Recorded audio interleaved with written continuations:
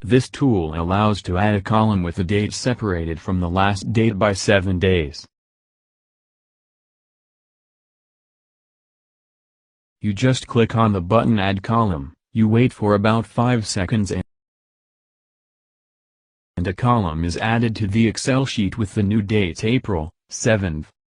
You can see that the performance column takes into consideration the new column that we added. The formula includes the T column in every row.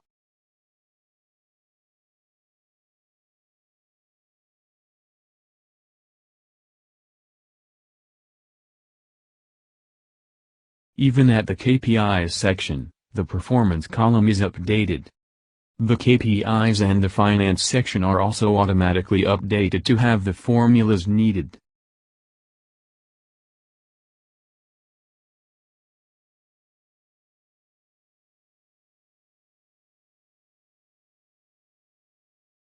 So the only action you need to do is to press the button, and all is automatically updated.